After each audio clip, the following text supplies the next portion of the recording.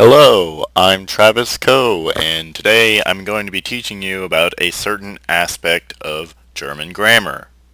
Today I will be teaching you how to work the indefinite and definite article charts. By the time we're done, you ain't going to be seeing them as wingdings, you'll be reading them as a normal chart.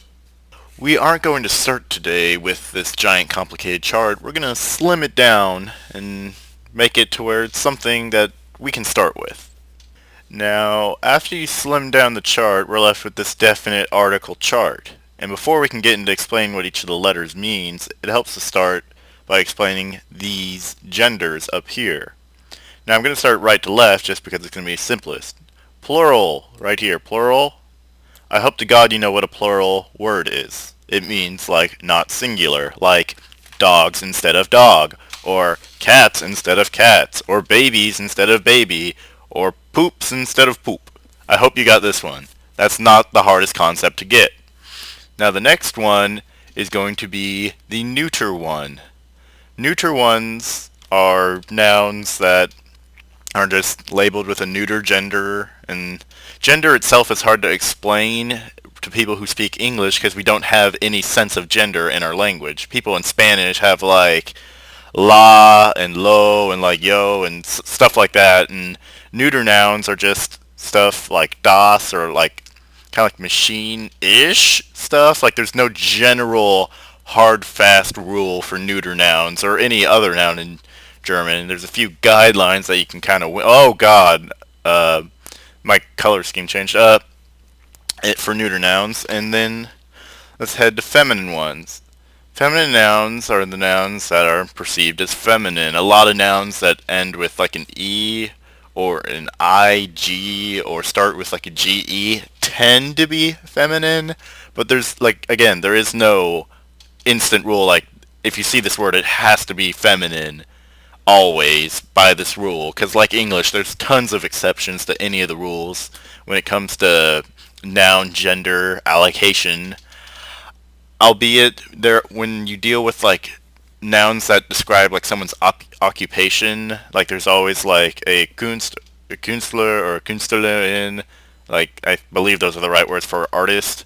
Like the one that ends with Künstlerin is always female, and the Künstler is the masculine one.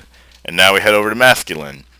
Masculine's going to be the big important one, sheerly because, as you can see here, it has the most different letters for each of the case. And this is the go-to case when you are learning German, because this will teach you, like, you can always identify which case things are in when masculine, which is an important thing to learn.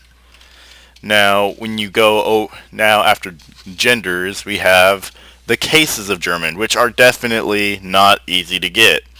After you have you don't need the strongest grasp on genders to actually figure it out. Nominative case. This is like the subject of the sentence.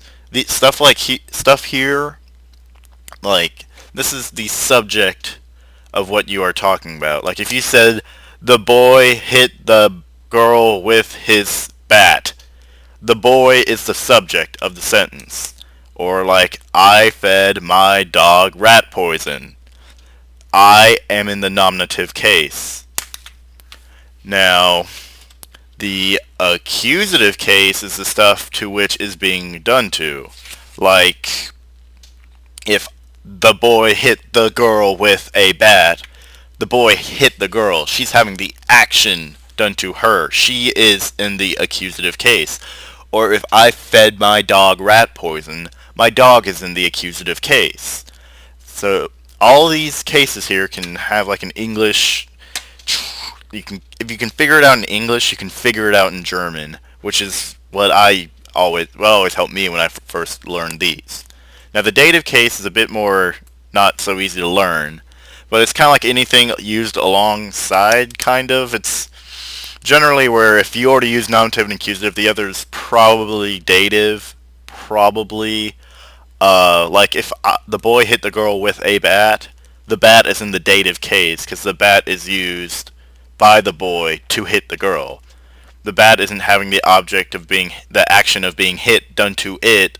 It is the girl, but she's being hit with the bat, so the bat is in dative case. Or if I fed my dog rat poisoned with a shovel, the shovel itself would be in the dative case because the shovel itself isn't having the action of being fed to it. The dog is, but the shovel is still involved. So that's those three. Now genitive. Genitive is a really kind of weird thing. It's possessive case, and this is like the the owner of the car is dead. The owner is in the nominative case, but if you said of the car is in the genitive case because it'd be resulting in the car being possessed by the owner. Not like, woo, spooky possessed, but you know what I mean. It's used in a lot of different ways, kind of. It's mostly if you think of like the blank of the blank, whatever is of the is in the genitive case. And if you want like a glass of coffee, the coffee itself is in the genitive case, and the glass itself is nominative. Like, the glass of coffee was too hot, and that didn't even actually cover anything, so I don't know why I just said that. So that's the basics of all these cases and genders. And we're just going to circle all of them because that's how people learn nowadays. After you have the grasp on these things on the side, let's jump into what the letters mean. Now let's go back to the sentence about the boy hitting the girl with the bat. The boy, we're gonna say he's masculine. He's pretty big. He's pretty ripped. He's got some bulk, and he's the subject. So he's clearly this R. Now what does this R mean? Since this is the definite article table right here, so that means it stands definite articles all equal the. These are just how you say the. Since we have the R, that means his the is going to be der. Now that literally it translates to der. Let's just say boy, because what the noun itself actually translated German doesn't matter. It's the matter of the case that goes along with it. Der boy. That's kind of weird. That is how you would use him if it was, say, the girl, like the girl hit the boy with the bat. You'd take this one right here, and the E stands for D. You'd say D girl if she was the subject of the sentence. Albeit if you were using the proper word for a little girl in German, it's technically neuter. And the S stands for das. And that's like das Mädchen, and this is actual German now. And I don't know why I'm still writing it out, because this is horrendously illegible. So let's just get rid of all this. So hit the undo button over and over. Undo, undo, undo, undo, undo, undo. And that's how you pretty much use the chart. And like if you wanted to use plural, for instance, like the boys, you'd say die boys, despite boys being a masculine gender. The plural will always override whatever gender the actual noun itself will be, if plural. Like, you could be, like, the most masculine, just ripped, jacked, a whole bunch of ripped bulk dudes beating up on all skinny people and just turning them into mayonnaise, and it'd still end up being D-boys if you were talking about them in general as a group. Now, when you get down to accusative, we have an N, a new letter, like Risa Nisa here. Like, the only difference is the N, and the N stands for Dane. So, like, if it turned around and the girl hit the guy with the bat, it'd be like, D girl. I'm just gonna say hit. Because, again, the German here doesn't matter. It's the matter of the case itself is what I'm teaching. D girl hit Dane. That's how you use the N, is Dane boy. And that's how you use it accusatively. And then if you switched it around, these letters are still the same between nominative and accusative, so you can pretty much get away with, like, kind of being ambiguous at times. And that's, again, why masculine's really important, because every time you use it, case-wise, it will always be different. So this is, if you can learn it through masculine, the rest is pretty easy, because they're used pretty much identically. Now, dative itself. Dative is kind of complicated because you usually don't start with dative, but like if we wanted to say like dare boy hit D, used accusively like dare boy hit D girl. Now with is mit. I'm just going to say that because that's easy. Mit always requires dative, and that's something you need to learn. There's quite a few prepositions that always require dative. And for bat, I do not know the correct gender of bat off the top of my head, but I'm going to make it neuter just for the sake of teaching you what this M is. You'd say with dame. Dame is what the M stands for. Dame bat. He bricked her in the face with a bat. Now, that's pretty much how this table is used. As I get along in this video, you're going to understand that there's a few more things that might have to be added on here or there depending on the noun, or these cases specifically, the plural dative and the genitive masculine and neuter all require extra things on the noun, which I'm going to get in the next clip of this, but I have to undo all this and then think about what I'm going to say next. And yeah, so I'll be back in like 3 seconds probably explaining it, but to me it's going to be like 2 minutes.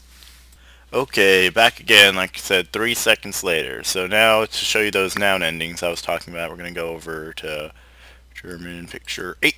And you see here these noun endings, this, I need to be in red. What am I doing? I can't write in black. What is this? Russia? No, it's because I'm in red that I am. So now we got these things here. They're called noun endings. I'm just going to write it really big. Noun endings! It's going to be fire everywhere, burning, shoddy fire burning down the dance floor. So essentially these noun endings, the way they are used, you stick them on the end of the noun of which the article is describing. So like, let's say the girl read the book let's think of a better one that uses plural datively. Like, or the actually, yeah, she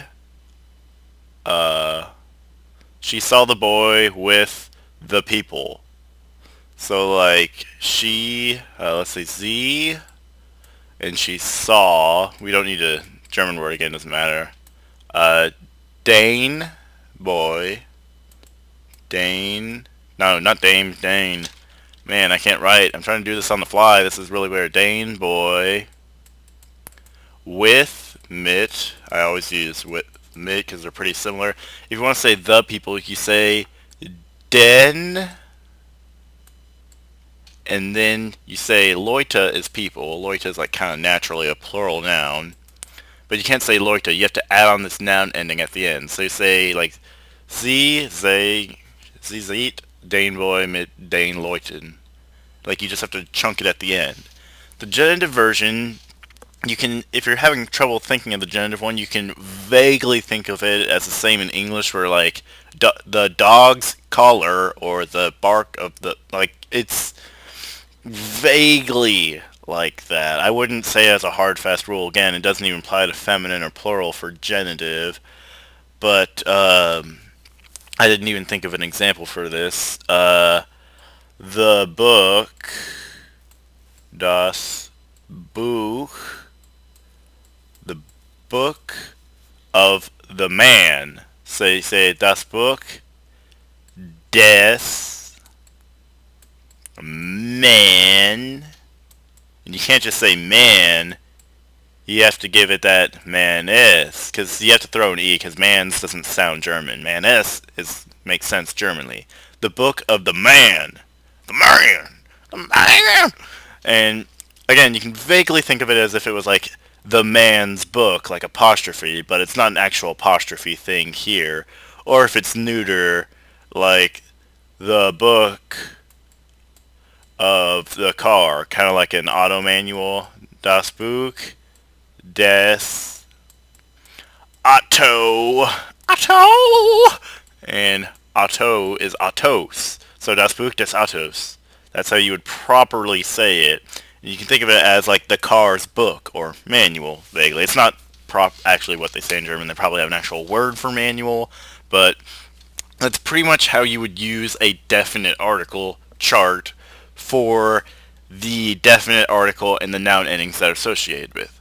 The noun endings are the same for both indefinite and definite, and I'm about to get into what indefinite articles are before going on to the final concept. But before I do anything, I have to undo everything, because... Oh, nope, I can't even undo this. Crap. Be right back. Now, for the indefinite article, we're just going to need to change up this chart real quick. Let me load down. Literally, the only difference between definite and indefinite is this. The masculine, the neuter switch. You may be wondering, why is there just a blank there? The blank there is to represent the fact that there is no ending when you are talking about indefinite article. And indefinite article specifically, like, you know how definite equaled the, indefinite equals a or an. Kind of like the pencil right there. Like, that's a definite thing. Or like, I need the pencil. You're talking about a definite item. An indefinite article is like, I need a pencil. Can I get a pencil? Like, you're not talking about anything. You're not talking about a definite pencil. You're talking about like any indefinite. That's what indefinite article is. The only difference in the primary case sound for indefinite and definite is that these three right here that I'm putting these weird check marks in, they are completely eliminated of... That's not proper grammar. They are completely have their case sounds eradicated. So instead of saying like the word for the generic indefinite word is ein, so like for a masculine like a boy, you don't say what would be definitely like einer boy. You just say ein boy. Or if you want to talk about a car, you don't say eines car, you say ein Auto. And the way they pretty much work is that for each one, like for E sounds are eine, the N sounds are einen, the M sounds are einem. Pretty much you always add an E, and then if it's not the letter E itself, you just add on another one. And like the noun endings work identical, where like this one would be eines, autos. Like, that's pretty much how it works, except this is masculine, so this one actually right here needs to go right over here. And plural is a big important thing, because like, I need a pencils. That's not grammatically accurate. Plural in the indefinite table is used to translate the negator one. I don't know if negator is a proper word, but it's the indefinite word for no. Like, there are no people here, and like these are all eine, like ein. This is kein.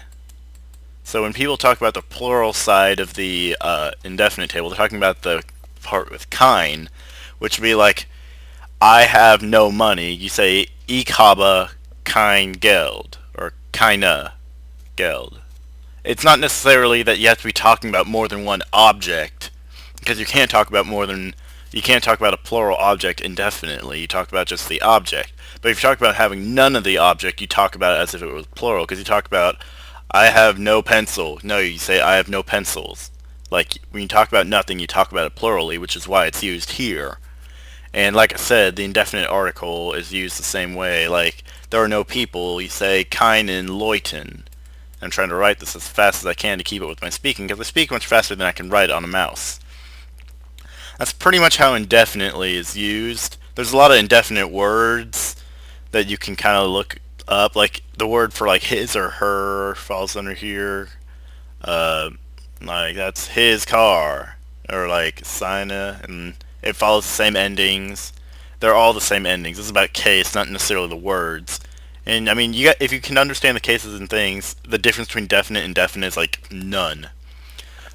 All you need to learn, I just had lunch, like I said, all you need to learn again is that these here, these three, have no ending, and that the plural stands for kein, which means no. That's pretty much it. I'm about to get to the last section, which is the adjective endings, and these might be a bit complicated, so hold on to your bootstraps, because we all have those here at Tomball, Texas. Yeah. Let me undo all this real quick. And am I gonna... be able to undo it all because I've done so many strokes with my pencil. Oh, nope, stops there. Wow, that is... I whistled into the microphone. That's probably a bad idea. So yeah, I'm going to get on to the next one real quick. I did not mean to show my video recording material, but it just happened to be there anyway. So, right here, we are talking about the adjective endings. The adjective endings are these little letters placed like here, there. The little midget-sized letters everywhere. Let me undo all that before later. And adjective endings are what you have to put on adjectives if they like precede a noun. They're like for if you like if they precede a noun directly after the article. Like they're all for dative and genitive. It's always an R, and if the accusative masculine, pretty much this little Oklahoma thing is the only thing here that is not just purely R's, and they're all E's except for where in neuter where there is nothing. The sound of like this sound here becomes this. The primary sound of that space becomes the adjective ending there because they have to have the primary sound put in somewhere for those kind of sentences. So basically the way it works is like let's talk about like the hot dog. You'd say like let's say a dog dogs are masculine, so like der heiss heiss it's heiße because it's der, and since we're using this thing, we have the E here. Der heiße Hund, the hot dog. Albeit hot dog themselves have a different word, but that was the first thing that came to mind. That's pretty much how you use, like, if you wanted to say a hot dog, you would say ein, since there's nothing here, but there's an R sound there. Ein heißer, that does not look like an H whatsoever. Heißer Hund. They're pretty much used like that, and when you talk about something datively, again, they're all R's. If you want to say something neuter, you'd be like das schnelle, the fast car, like the schnelle Auto. That does not look like auto whatsoever, but if you want to say a fast car, you'd say ein, you're talking about this here, mind you, ein schnelles, because you have to put the ES to make it actually sound German, Auto. It's pretty much how adjective endings are included, but when you get into adding multiple cases with multiple adjectives, it just stacks up into something big. And if you have a whole lot of adjectives before a word right after the article, it follows the same kind of... You just keep adding on the same ending over and over. Like if you want to say a hot, fast car, you'd say ein heiße schnelle.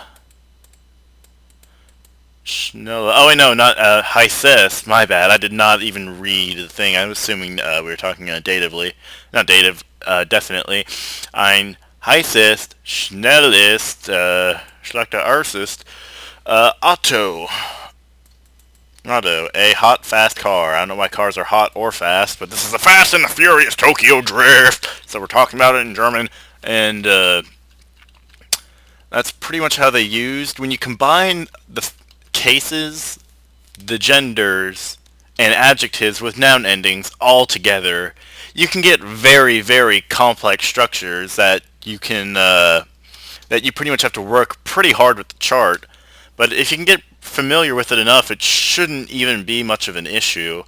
Like if you wanted to say perhaps the large book of a wizard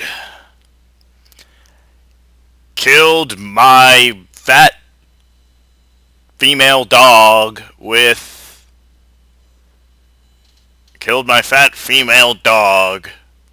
with no mercy, for instance. You'd be like the big book. Book is going to be neuter here, so you'd be like das groß es, because it's neuter here, große, my bad, groß Buch of the wizard. We're going to assume this wizard is a male. I don't know the proper word for wizard, so we're going to say the large book of the large book of the des.